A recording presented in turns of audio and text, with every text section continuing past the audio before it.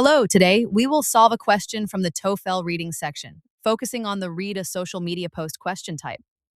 We will practice understanding everyday notices, identifying rules, instructions, or key conditions, and selecting the most accurate answer based on practical, real-life written information. Welcome back, future TOEFL champions. Are you ready to dive into another practical reading exercise? In this lesson, we are going to tackle a very common type of text you might encounter, not just on the exam, but in real life, an official announcement from a local organization. Mastering these kinds of notices is crucial because they test your ability to spot specific details like rules, locations, and exceptions quickly. Let's jump right in and boost your reading confidence. If you enjoy these lessons and want to keep improving your score, make sure to subscribe to My TOEFL today. Join our learning community for more tips and practice to help you succeed.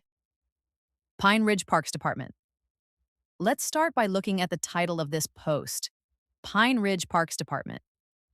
This is very important because it tells us the source of the information.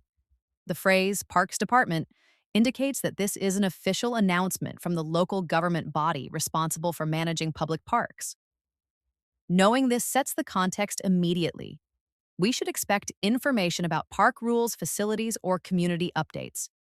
It prepares us to read a formal or semi-formal notice affecting visitors. To preserve the natural beauty of Pine Ridge Park and ensure a pleasant experience for all visitors, we are introducing a new online reservation system for our most popular picnic areas, Oak Grove and Cedar Point. This first sentence introduces the main topic. The phrase introducing a new online reservation system is the core message here. It tells us that a procedure is changing. Specifically, this change affects our most popular picnic areas, Oak Grove and Cedar Point. Notice that the rule doesn't apply to the whole park, but only to these specific spots. This distinction is crucial for answering detailed questions later. Effective immediately, any group wishing to use these designated areas on weekends or public holidays must book a permit in advance. Here we get the specific rules. The phrase effective immediately tells us the rule starts right now. The condition is specific to weekends or public holidays, meaning weekdays might be different. The most critical instruction is that visitors must book a permit in advance. The word must signals a mandatory requirement, which is a common target for test questions. This change is necessary to manage overcrowding and maintain the cleanliness of the park. This sentence explains the why behind the new rule. The department wants to manage overcrowding, which means preventing too many people from being there at the same time. They also want to maintain the cleanliness. Understanding the reason for a policy is often the subject of inference or detail questions. Reservations can be made up to 30 days in advance through the Parks Department page on the city website. Now we learn the logistics. You can make a reservation up to 30 days in advance, giving us a time limit. The method is through the Parks Department page on the website. This tells visitors exactly how to comply with the new rule. There is a small administrative fee to secure a permit. This is a minor but important detail. There is a small administrative fee. It implies the permit is not free, but the purpose is likely to cover processing costs rather than making a huge profit. For weekday use, these areas remain available on a first-come, first-served basis. This is a classic exception sentence. The text clarifies that, for weekday use, the strict reservation rule does not apply. Instead, it is first come, first served. This contrast between weekends and weekdays is a very likely topic for a question. Thank you for your cooperation in keeping our parks beautiful. This is a standard polite closing. The phrase "thank you for your cooperation" signals the end of the announcement and reinforces the community aspect of the notice. Now that we've analyzed the text, let's tackle the first question.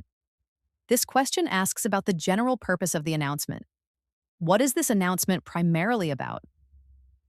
This question asks for the main idea. We need to focus on primarily about.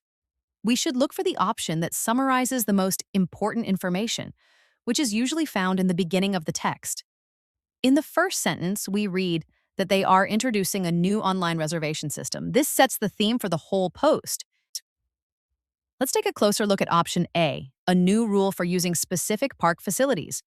This option suggests the post is about a new rule regarding specific park facilities.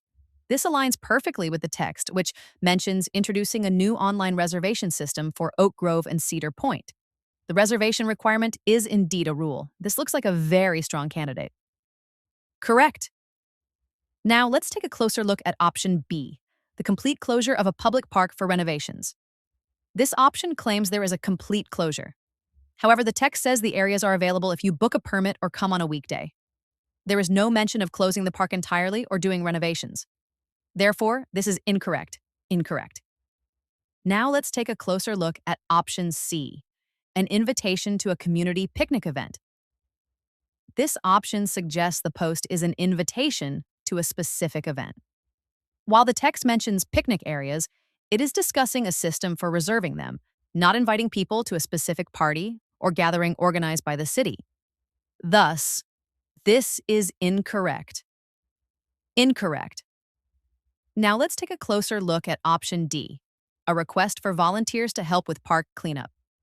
This option mentions a request for volunteers. Although the text mentions maintaining cleanliness, it does so in the context of limiting crowds, not asking people to come and work. There is no request for help here. Incorrect. The correct answer is A, because the key expressions in the text directly match this option, while the other choices either provide incomplete information or clearly contradict the passage. Moving on to the second question. This one requires us to find a specific detail regarding where the new rules apply.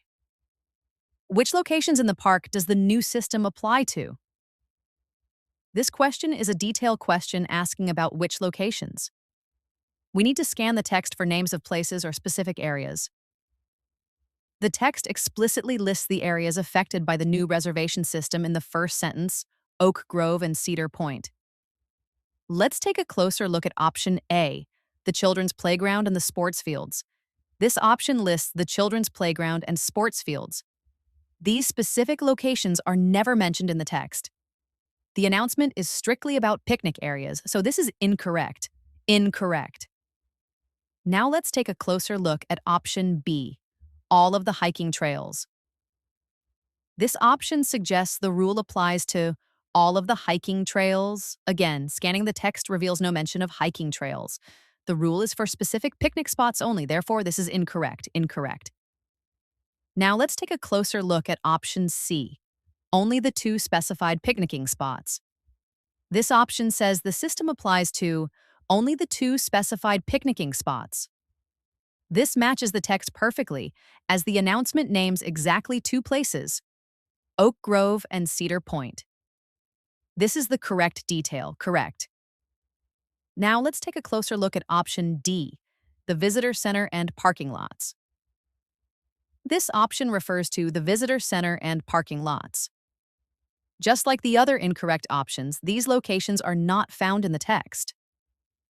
We cannot assume rules apply to places not mentioned. Incorrect. The correct answer is C, because the key expressions in the text directly match this option, while the other choices either provide incomplete information or clearly contradict the passage. Finally, let's look at the third question. This question asks us to identify the cause or purpose behind the new policy. What was the reason for implementing the reservation system? This question asks for the reason behind the system. We should look for keywords like because, due to, or necessary to in the text. Sentence 3 explicitly states, this change is necessary to manage overcrowding and maintain the cleanliness. This is our evidence. Let's take a closer look at option A, to generate more income for the Parks Department. This option suggests the goal is to generate more income. While the text mentions a small administrative fee, the primary stated reasons are overcrowding and cleanliness, not profit. Small administrative fee usually implies covering costs, not making money. So this is likely incorrect. Incorrect. Now let's take a closer look at option B, to prevent too many people from using the areas at once. This option says the reason is to prevent too many people from using the areas simultaneously. This is a paraphrase of the text phrase manage overcrowding. Overcrowding literally means too many people. This matches the text perfectly. Correct. Now let's take a closer look at option C, to conduct a scientific study of park visitors. This option mentions a scientific study. Nothing in the text suggests research or data collection for science. This is completely unrelated to the content. Incorrect. Now let's take a closer look at option D, to schedule maintenance and landscaping work. This option suggests the system is for maintenance and landscaping work. While maintain cleanliness is mentioned, the system is for visitor reservations, not for scheduling workers to cut grass or fix things. The primary driver is managing the crowd. Incorrect.